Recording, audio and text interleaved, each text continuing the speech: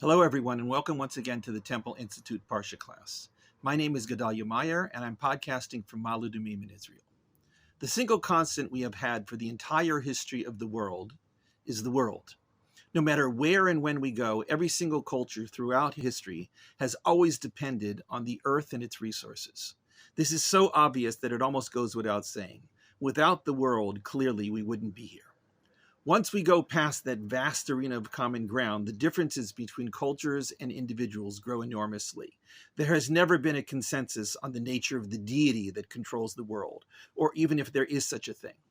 Language, while still a universal feature of human life, differs widely from place to place and across time. The ways that we deal with each other and with the world differ considerably. There is no universal law code or rules about marriage or methods of dispensing justice.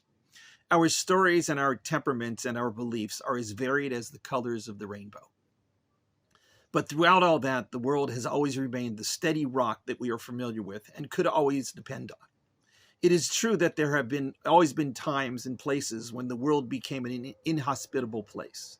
The tragedies associated with droughts and famines and earthquakes and volcanoes are the unfortunate consequences of being totally dependent on this planet we call Earth.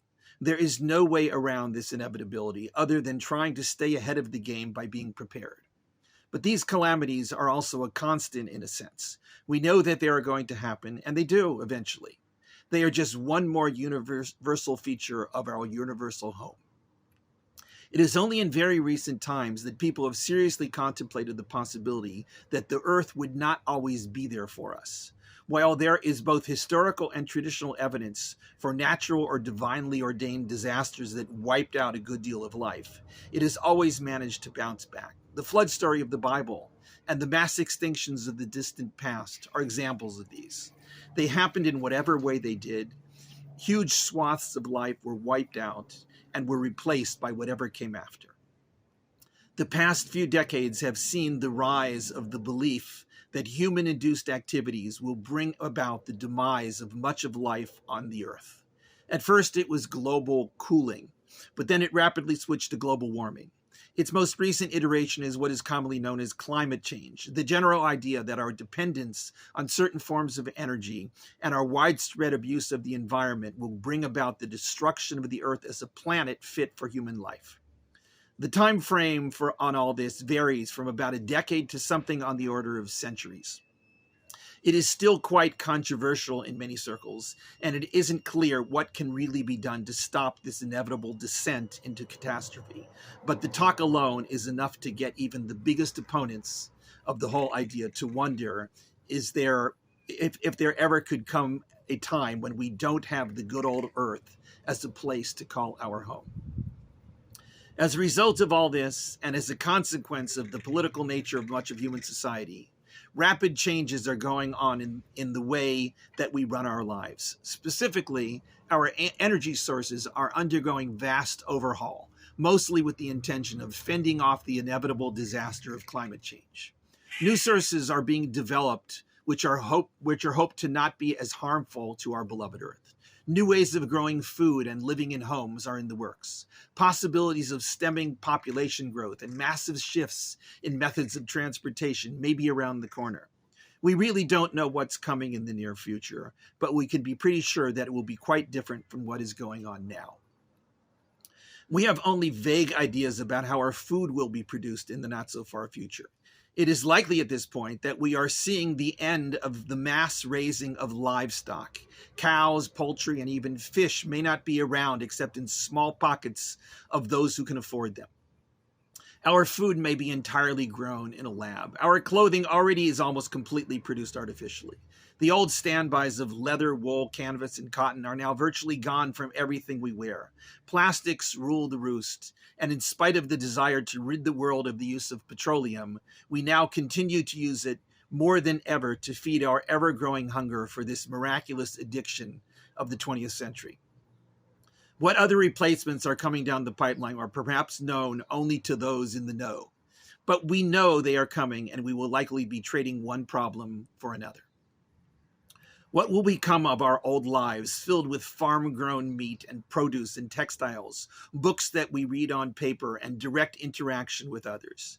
We really don't know the answer, but we have to expect that it will be as antiquated as the covered wagon or the telegraph. There is really no need or incentive to hold on to all that stuff that will seem old in about a decade or so. Keeping them around as mementos is nice for a museum, but it won't work for the average person. There would be no financial sense in doing so, and in any case, nobody will want to be caught dead with these relics of the past. It is hard to imagine what use anybody will have in the future for much of what we consider absolutely essential today. But there's one group who will hold on to some of that old stuff. This group is the Jews. They need some of it for religious practices. Whether the world deems them stubborn holdovers of past evils or valued guardians of forgotten heirlooms, the Jews will hold on to a few of these religious necessities no matter what the cost. They will need parchment grown from real animals to make their Torah scrolls, and the much smaller inserts they place in the tefillin they wear or the mezuzahs they put on their door frames. They will need to grow grains to make matzah for Passover and other forms of produce for various other rituals and celebrations. How long they can really maintain these treasured practices is anybody's guess, but it is a good bet that they will be attempting to hold on longer than just about anybody. Another good example of this is the holiday that is going on right now. This, of course, is the week-long celebration of Sukkot. It comes right out of the Bible and has been practiced in what is likely much the same way for around 3,000 years. It is hard to imagine anything going on that long, but the Jews are not just any old group. They have been around in one form or another for that length of time or longer, and there is a reason for their longevity. They tend to stick with the things that their religion revolves around through thick and thin. One of these is the holiday of Sukkot. The basic idea is to spend a good deal of one's time in a form of a hut that is roofed by various forms of branches. It is a non-permanent hut, but it is supposed to do the trick for about a week. These huts are called Sukkot, which really means hut or something like that. They can be made fairly comfortable, and entire families or even small communities make extended use of them for all manner of activities for the week. I am in one right now as I present this podcast, as seen perhaps on the screen. In addition to the Sukkot, there is another feature of the holiday that comes right out of the Bible. This is the ritual of the Arba Minim, or 4 species.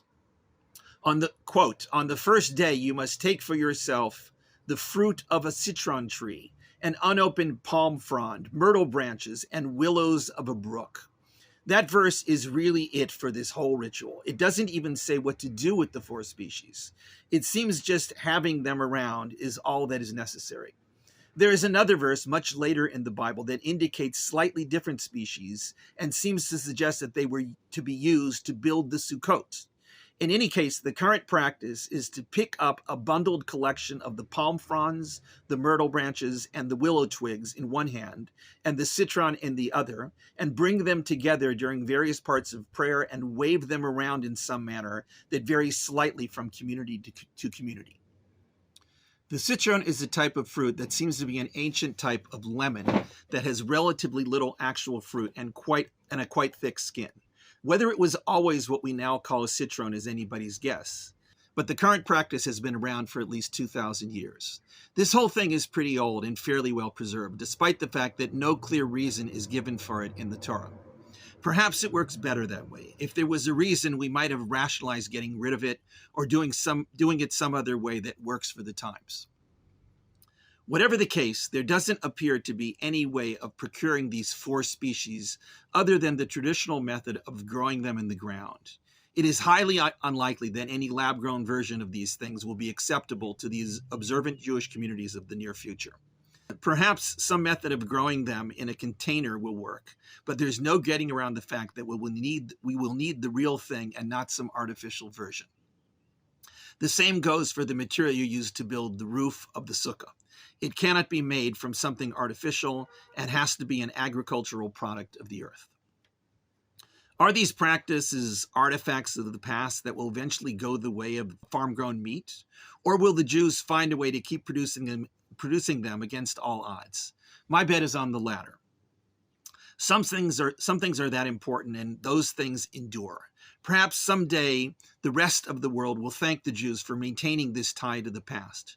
Perhaps the Jews will be seen as a unique living relic of the way things were when life was simpler and more centered around God and the gifts of the world. The single clue in the Torah as to what all this was really about comes a few verses after that verse about the four species. Quote, "This is so that future generations will know that I had the Israelites live in huts when I brought them out of Egypt. I am Hashem, your God." It's about future generations and understanding something out of the distant past. It's about living in huts during a pivotal time in national history. It's about remembering where we came from and how God played a part in making us what we are. When we throw the four species into the mix, the added element of the earth and its natural produce enters the picture. We don't know what the future will bring or how long we will maintain the familiar methods of using the benefits of the earth. This is all the more reason to hold on to relics of the past and even the present to remind us of where we came from. As we head into the uncertain future, we all sense that increased dependence on the artificial is in the works. We also may sense that the artificial is, in many ways, not conducive to bridging the ever-growing gap between our lives and God. These links to the past and to the earth may be one of our only pathways to finding our way across that gap. There may be no other reason for these throwbacks to the past other than the need to hold on to some connection, however fragile, to God. Shabbat Shalom and Chag Sameach.